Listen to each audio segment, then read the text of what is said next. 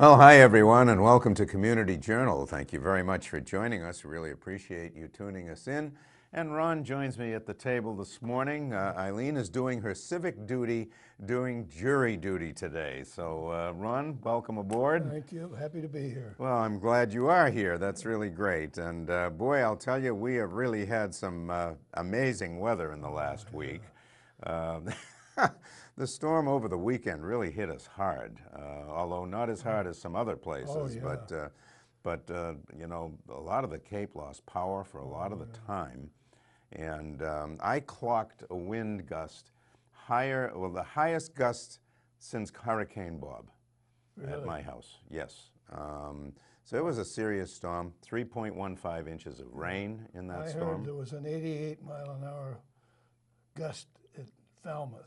There was, and there were gusts over 90 miles an hour up on the lower Cape, or the upper Cape, whatever you want to call up Truro way. Yeah. Up that way, there were over 90 Well, it miles was an at hour. one point when all of Truro was down. Oh yeah, and all of Provincetown was down. Half of Orleans. Yep. It was amazing. Harwich Port was down for several days, yeah. all of Harwich Port. Yeah, I was down for 3 days, But you know, I have to give credit to the folks at Eversource. Those guys and women worked tirelessly to get us back online. They really did. We were among the lucky ones. We did not lose power in our section of town, one of the rare places that didn't lose power. But the folks that did lose power, they worked tirelessly to get you back on, and a lot of credit goes to them. Really well, you know who else had a lot of work during that storm?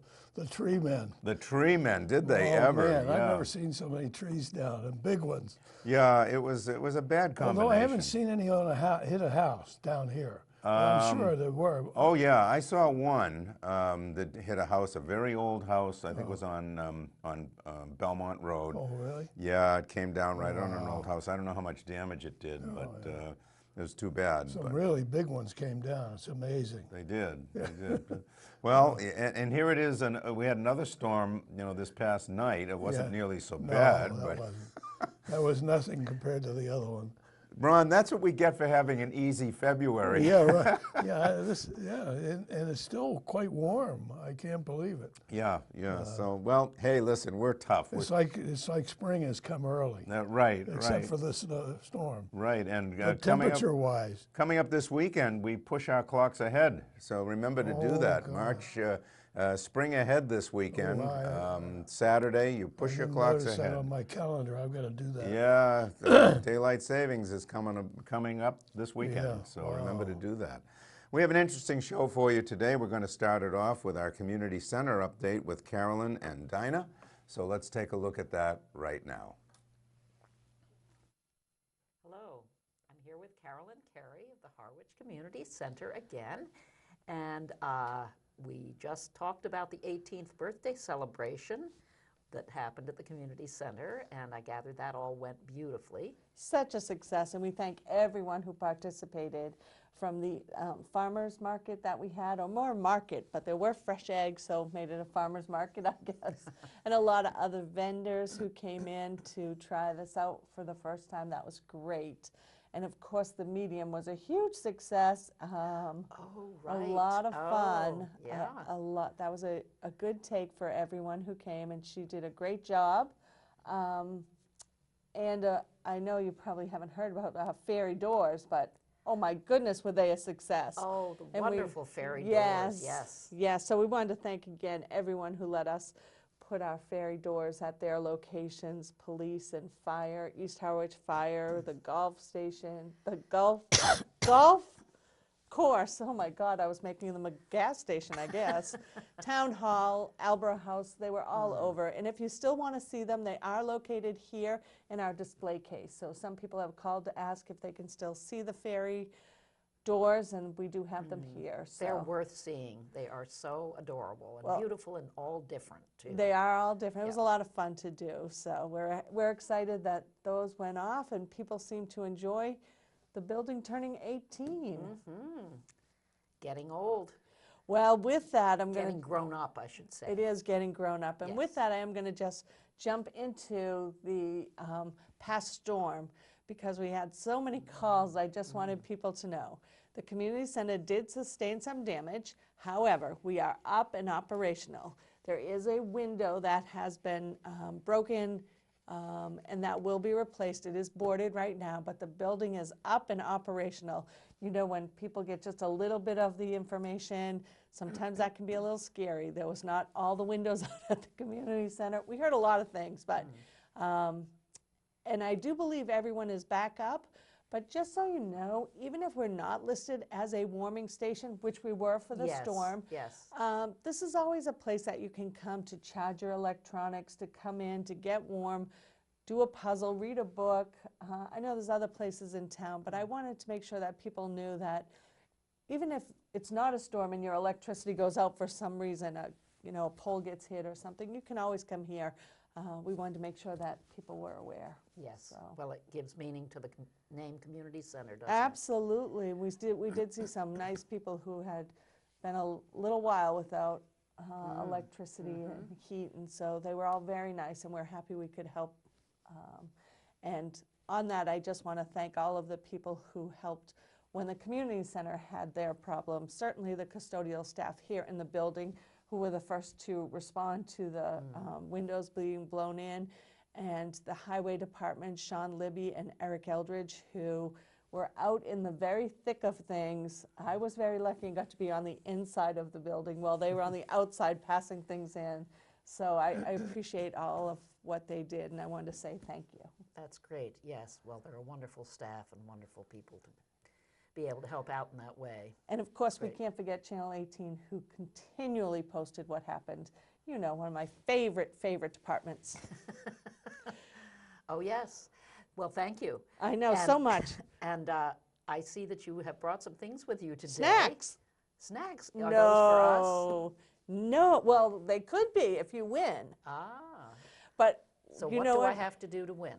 It's that time of year again where you guess the amount of jelly beans. So this is the one that the young adults guess, children and young adults. So they have to guess how many jelly beans are in here. And then this is the one where the adults guess. Okay. So all you have to do is come into the community center. There's a small ticket at the front desk. Just put in your guess. It is free, and there are prizes for the winner. A prize for the young adults and a prize for the adults. Okay, so start counting now. Okay, and I always give a hint. Would you like a hint? Oh, sure. There's more than one and less than $1 million. Thank you. I know, that narrows it down. It does. Fabulous. Woo! Okay, and I see some pieces of paper here too. I You gather there's do, some- because one of the other big things that we do this time of year is our coloring contest. You'll see when the submissions come in, we put them on the back wall. It always looks so festive when the people color. I'm not going to say kids color because, you know, the Channel 18 director has been known to color a picture or two. But you can just pick up a picture. This is just an example of one. We have them at the front desk. You list your name and phone number on the back and your age, just so we make sure that if you're the winner, you get the appropriate gift. So again, that's just another free contest that we do for the holiday, for the egg hunt coloring contest. Pick those up, and you don't have to color them here. Take them home, bring them back. Sounds very festive. So And then the egg hunt. the egg hunt. Okay, Is next going to paper. be- Ooh, here it is. This will be the first time that we are going to do it rain or shine outside. What fun. Don't you think it's going to be fun? I do. Little kids love to bring umbrellas. I There do you know go. that, in case it rains. And it might not. And it might not, but we are running out of indoor large spaces. We've been here, we've been at the cultural center, so this year we just decided, what the heck? Now, if there is snowing or a bad blizzard or something, Or another nor'easter. right, which we hope not, but we'll be on Channel 18 to keep you posted on where this will be, and you can always call the community center. So this is on Friday, March 30th at 3:30, and I just had a phone conversation yesterday with the Easter Bunny. That's right. Okay. Easter Bunny will be here. Easter Bunny is coming. Easter Bunny says How this is fabulous. favorite place to come. I'm just Okay. saying. Okay. And that's for- on Good Friday. It is, yes. So there is no school. That's why it starts at 3:30. Okay. And for those who partake in going to other things, that should be a time that is available and open. But we have just recently received thousands, not one, not two, 3, 4, 5, no, 6, no. We have about 9,000 eggs. What? I'm just saying, you 9,000 might want to come eggs? here. And they go fast. So we tell people to get here on time. They bring an egg carton.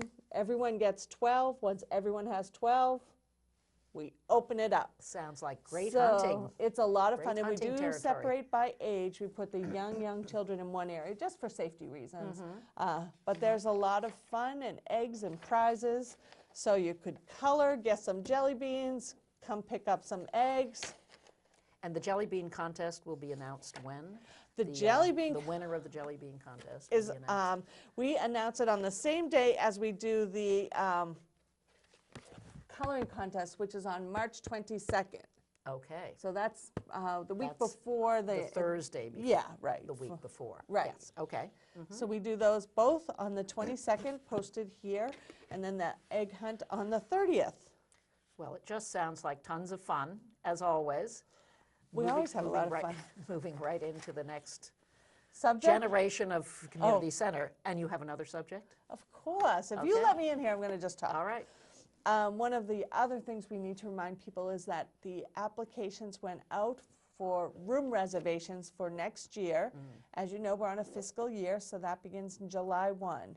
So the applications went out in March. We have people returning them. They are put in on a first come, first serve after the town department. So the Recreation Department and the Council on Aging get booked first, and then we book everyone who has sent in our applications. And we try very hard to fit everyone in, but I just wanted to remind people, we have sent them via email and we have sent them through the post. But just in case, I always like to mention it here, so if people didn't get it, they know it's time to start filling those out. And they can come and pick one up here. They sure can. You can also reserve your rooms online. And this year's application, one of the things that we did is put in a survey so that people could tell us what they like, what they don't like, That's how we right. can improve. Yes. Really important to us. And one of the things somebody mentioned is that they didn't know applications were available online. So you're going to hear me say that a lot. If you need to book a room, you can do it online. Even faster. Yes, sure. And we're sorry people didn't know that, but we'll keep communicating that as well. And we do have some exciting things, some new equipment. You'll be hearing about microphones and things for the multi-purpose room. We're trying to upgrade, and with the help of Channel 18, we feel like we're getting a lot done. So we're very appreciative, and we really want to hear back from you how we can improve things. So, Yes. Okay. woo! Well, it's going to be a busy month as always, month of March, and looking forward to seeing lots of people at the coloring contest and the jelly bean counting and the egg hunt and at the center in general. And thanks so much, Carolyn, for coming in and filling us in on everything that's happening. Thanks for leaving the door open again. You know, every year I try to guess the number of jelly beans. Oh. And I try to do it scientifically some years by saying, well, how many jelly beans would fit in a square inch? And I never get it anywhere close. They keep changing the size of the jar. Jar, Carolyn and her gang do such a great job. They really do. I'm glad. When she mentioned the number of Easter eggs, Jamie, I forgot what they said. It was thousands. Oh, And I it's said, unbelievable. how Who's much going to work- hide all those I know, eggs? it's amazing. That's going to take a long time. The Easter Bunny definitely shows up around Yeah, here, well, that's Carolyn for sure. is great. She really is. She puts so much energy into everything. Yes, she does. And She it's does. great for the kids. It so. really is. It really is. Ron, you've got some announcements there. Yeah, the Harwich Council on Aging has a couple of nice events coming up next week.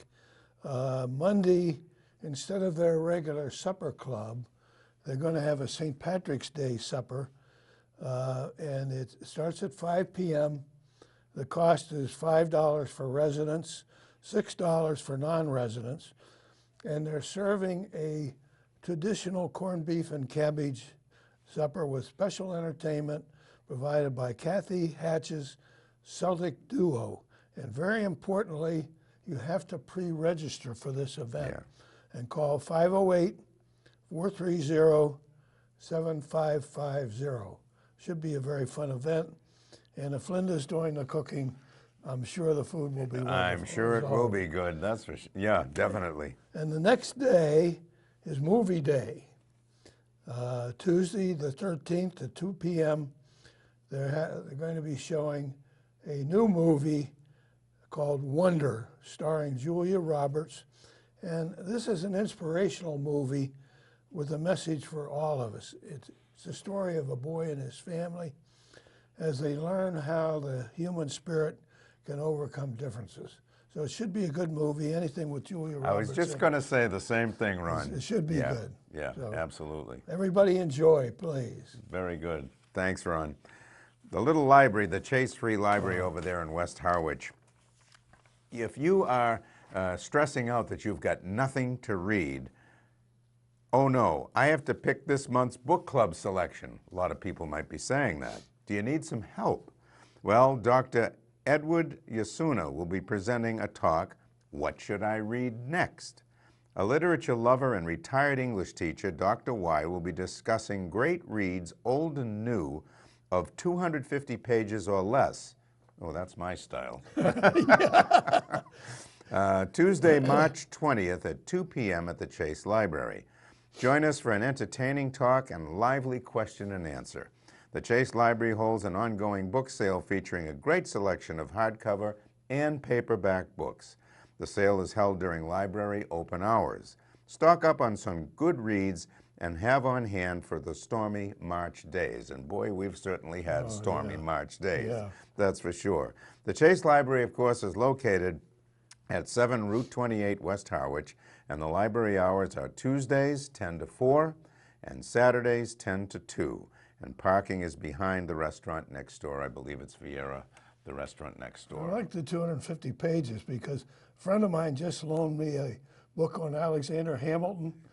It has to be close to 1,000 pages, and every time I look at it, I can't bring myself to open it. If I had a book that big, Ron, it would probably take me the rest of my life to read it. I look at it and I say, I can't get into this. It's going to take me forever. I agree. I won't live to see it. Yeah, this is a great deal.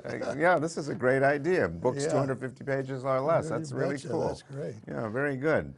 Now, here's another good one. This is a gardening presentation, Spring Garden Prep and Essentials for a Successful Year in the Edible Garden. Oh, wow. On Sunday, March 31st at 2 p.m., location right here at the Community Center. This presentation is going to be sponsored by the Harwich Conservation Trust. Join Dave Scandura, the founder of Edible Landscapes of Cape Cod, for his informative and timely talk on preparing your spring vegetable garden and month-by-month garden planning essentials. Drawing on his personal and business experience with Edible Landscapes of Cape Cod, Dave will cover important steps when starting your garden in the spring. For the bigger garden planning picture, he'll also zoom out and take you through the timeline of gardening tasks season by season and month by month throughout the year. Dave enjoys sharing what he's learned along the way, as well as learning new tips and techniques from other gardeners. This presentation is intended for all gardeners, beginners to advanced, and even curious non-gardeners. Admission is $5 per person, and again, that is Saturday, March 31st at 2 p.m. right here at the Community Center. That should be good. Yeah, that should be very interesting. There's a lot of stuff that you can grow fairly easily, that you can eat, and I know my daughter is really into that. I mean, she barely has to buy a vegetable. Really? Yeah, because she lives out west where the weather's always good, but they have an incredible garden in their backyard. That's so nice. yeah, it works out really well.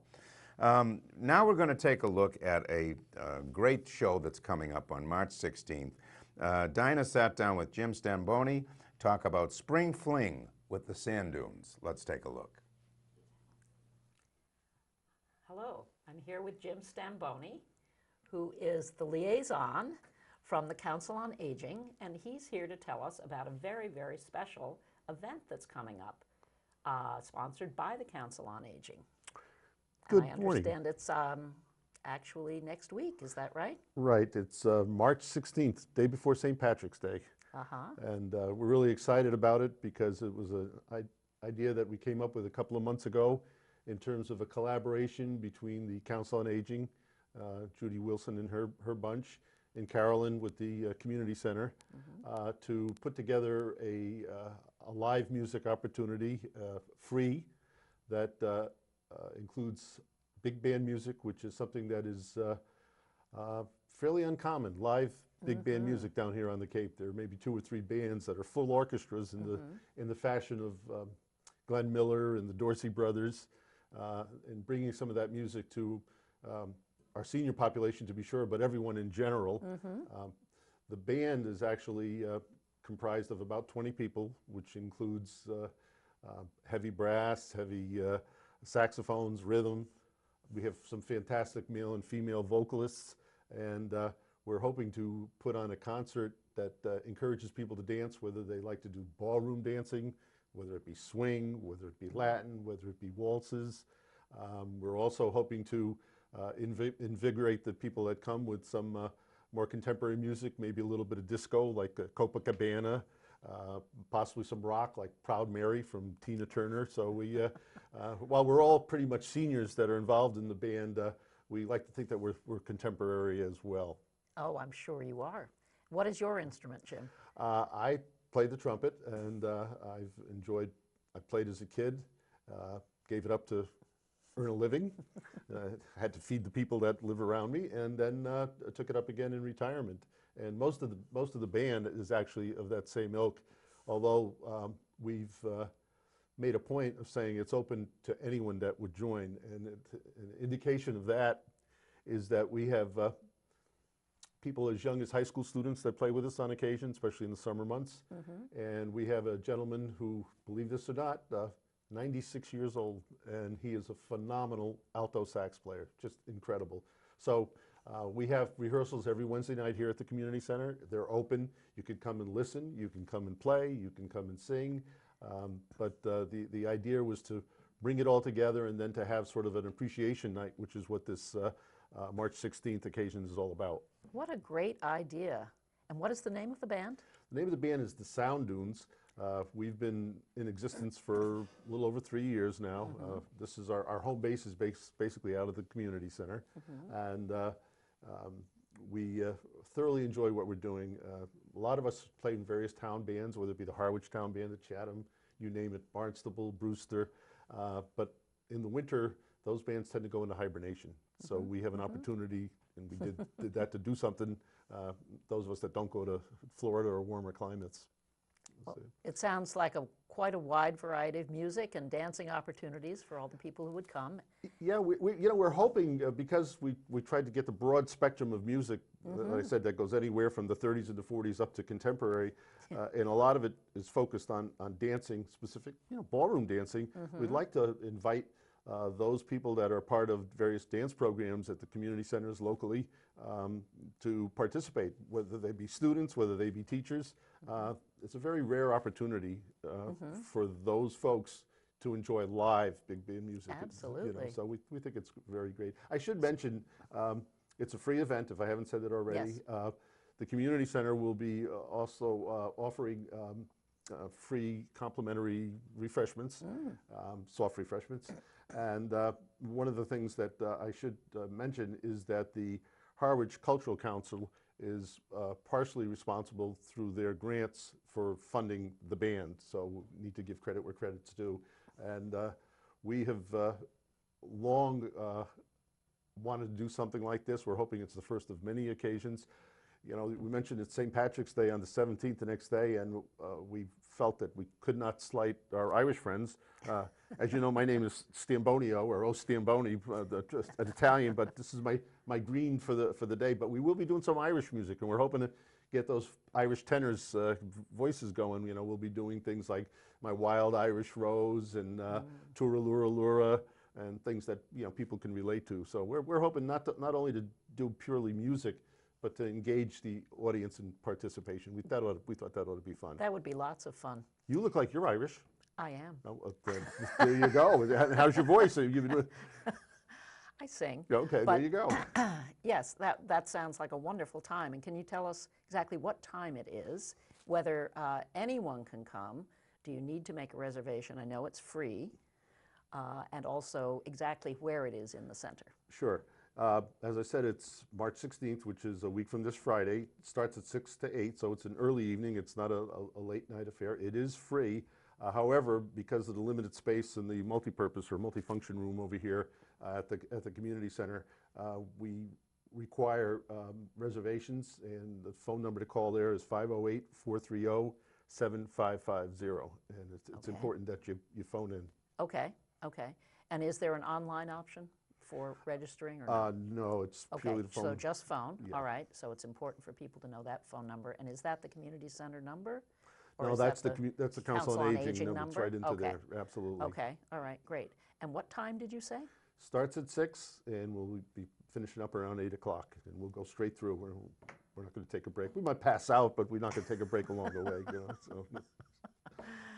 Well, sounds like a fun time for all. And we're looking forward to it. We really approach it, the band members approach it as a labor of love. The only reason we have any funding requirements is we bring in new music, or we have some people that travel distances, but we're not, there's very few of us that are still working and require the salary. So it truly is a labor of love, and nothing gives the band members more satisfaction than to see people up having a good time. enjoying Dance, themselves. dance, dance, that's the whole thing. Absolutely. Well, what a great idea, and it sounds like a really, really fun event. I'm hoping to have many of you people that are listening and watching attend. It ought to be fun. Sometimes we may throw in a little name that tune or a little trivia from the period and stuff. So we try to get everybody involved. A little Absolutely. game playing too Yep. is always helpful. Absolutely. Okay. Well, thanks so much for telling us about it, and just be sure to call for your reservation. Sounds like a time not to be missed. Thanks so very much. Thank you. If you have never heard the Sand Dunes, you're really missing something. They are, they're good. Yeah, they really are good. They do a great job and great sound. You don't hear that sound very much now. No, you don't. To get, I think he said there are 20 in the band, and they use heavy brass. Well, you just don't hear that live that much anymore. No. And it's a great take. And again, that's I believe March 16th. I spent 2 days at my son's house where I was out power, and listened to his radio, and most of the music was not my style at all. I never did hear one of the old-time songs. Right, Not one. Not one. And Oh so boy. it was kind of disappointing. Oh, Some of the music not bad, wasn't bad, but Right, it wasn't what I really liked. Yeah, no, the Sand Dunes they're really a great sound. Right. What do you got, Ron?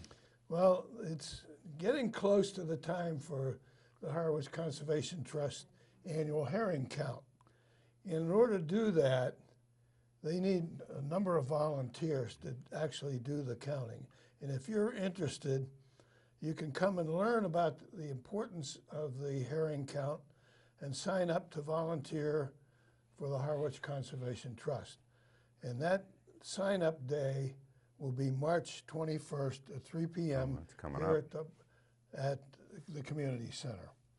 And they're always looking for volunteers, and it should be very interesting. They've always been very fortunate to get sufficient volunteers, but it's very important. So if you're at all interested, please come on the 21st here at the community center. And it's really an important function too.